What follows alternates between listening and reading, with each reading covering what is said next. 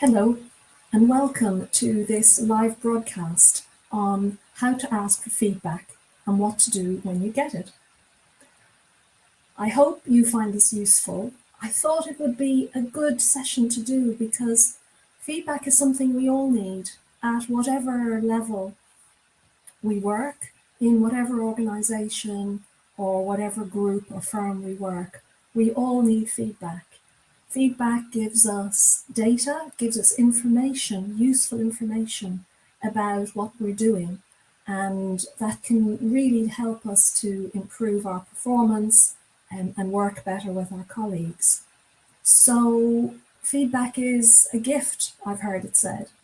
And so it also provides an opportunity for some conversations, and particularly workplace conversations, and it can really help to create a better working relationship if both people understand and use the feedback model.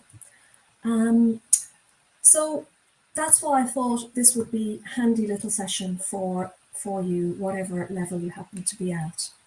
So the first question would be, is there a right time to ask for feedback? And of course, I could say, yeah, it's always the right time to ask for feedback. And that's probably true. But there are some specific times where feedback is really, really useful and where it's really helpful to ask for feedback. So the first type of occasion that you would ask for feedback is when you've got an assessment or an annual appraisal or a conversation coming up, say, with a line manager or a leader.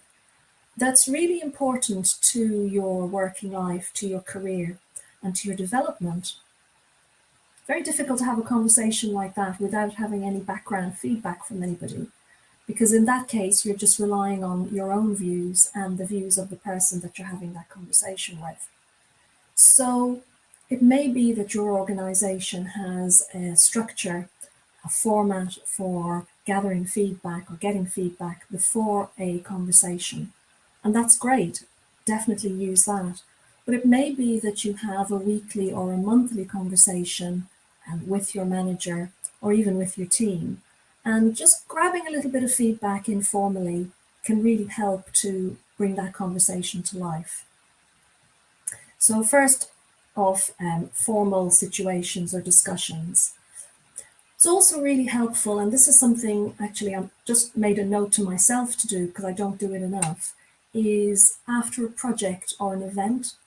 So when there's been a specific activity that you've been involved in, if you've done it maybe with people you don't normally work with, as well as the people you do, or there's an event that has happened, and where you have been able to add value, or you think you've been able to add value with your skills, over and above what you normally do in your day job, then that's a great opportunity to ask for feedback.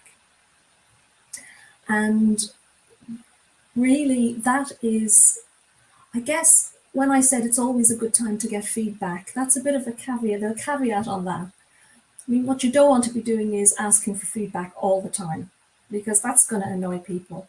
So it's asking for feedback when there's something to ask about. So it may be, every day your colleague says, "Hey, Joe, that was a great job," and that's brilliant. That's confidence building and motivating, and that's great. It's not really feedback though, because feedback has got to be a bit more specific and a bit more example based to be really useful. So that's, is there a right time, or when is the best time to ask for feedback? And I guess the next question, and this is can be quite a challenge, is what do I say to get the best feedback? So what's the best way to make a request for feedback to your colleagues? I have found in my experience, and also through research, asking for feedback by saying, "Hey Joe, can you give me some feedback?" I found people don't really respond to that. A lot of people say, "No, I don't have any feedback." Or if you say, "Do you have any feedback for me?" they'll say no.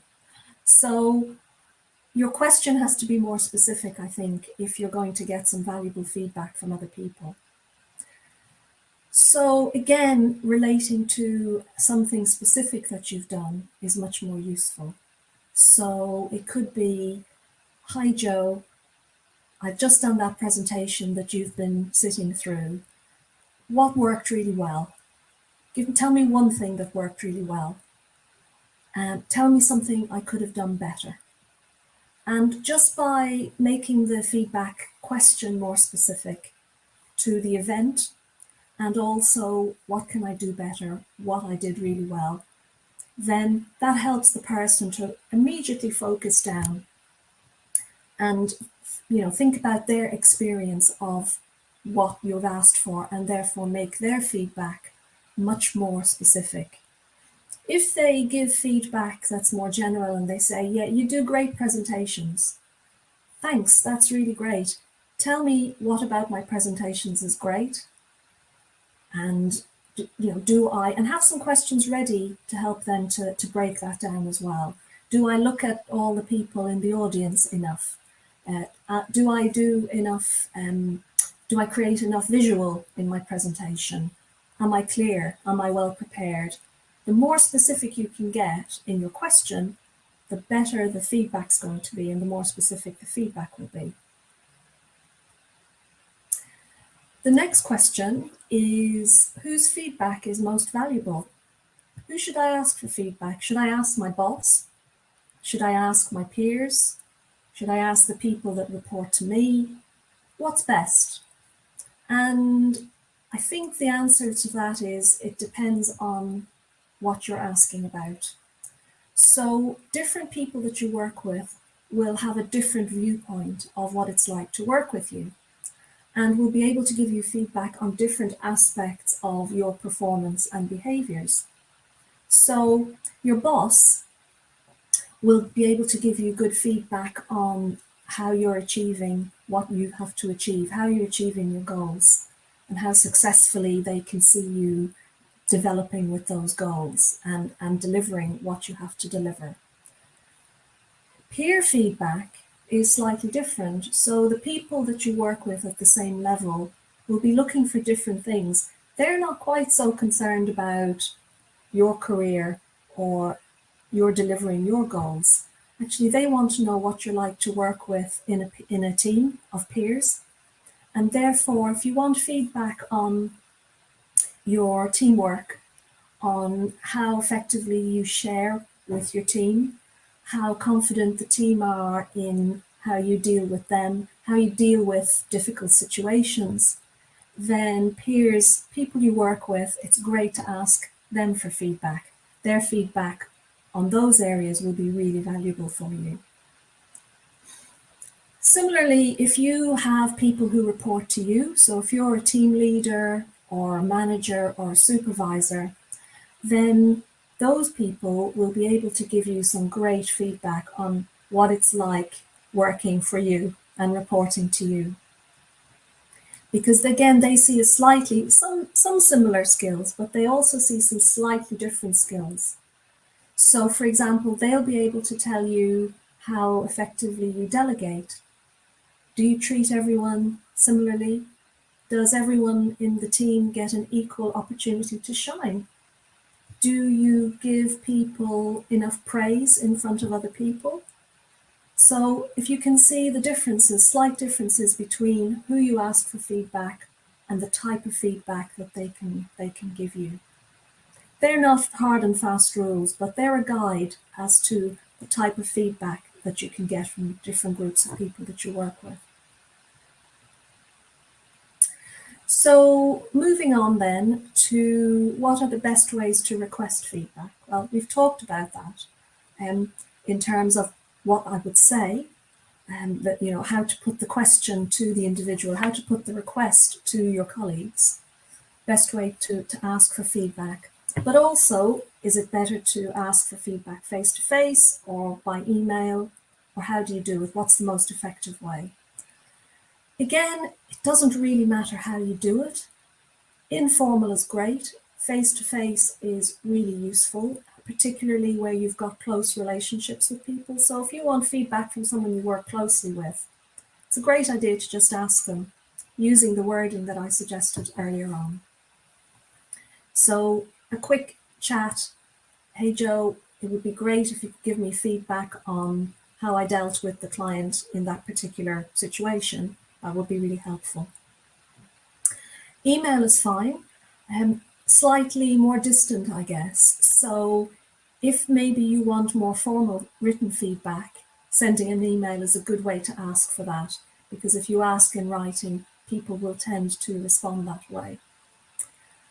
Your organization, the people that you work for, may already have a feedback tool in place. So there are different types of feedback tools. So one would be where you give a quick response, give a quick 3 or 4 star or 5-star feedback. And that's a more general, encouraging type of feedback. You may also have access to a 360 type tool where you can send out a request to various people.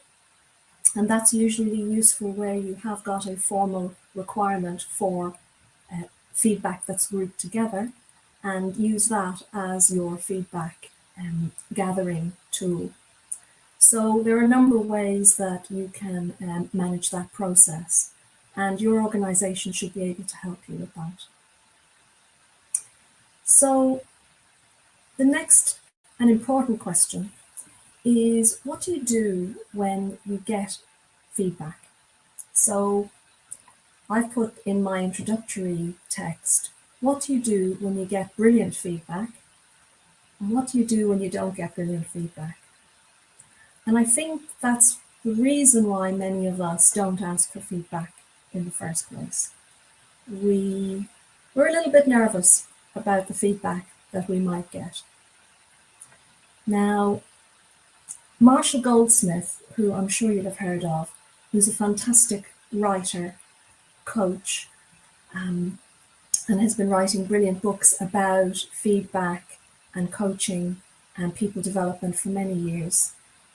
In his book, What Got You Here Won't Get You There, he talks about when you get feedback, using feedback. For him, feedback is an absolutely critical tool for when you want to make a change. So the title of the book, What Got You Here Won't Get You There. So if you want to get somewhere new, you have to do something different. And really using feedback is something he talks about a lot. And he says, when you ask for feedback and when you get feedback, say thank you and then shut up. Full stop. Don't say anything else. Because when we get feedback, when we get great feedback, that's great. Thanks so much. You feel great, right? If you get feedback that's maybe not what you were expecting or not so great, then you're bound to feel, we all feel a little bit taken aback. Oh, okay. So we do our best to say thanks for that feedback, but the reason I did it that way was, okay, so we all do it. We will say thanks for the feedback, and then we give the reason why. We justify what we did or what we do. And what that does, first of all, in our own consciousness, we're pushing that feedback away. By saying, yeah, but, we're telling ourselves that that feedback, there's an excuse, right? So the feedback is not really that helpful. I might just push it back. That's okay.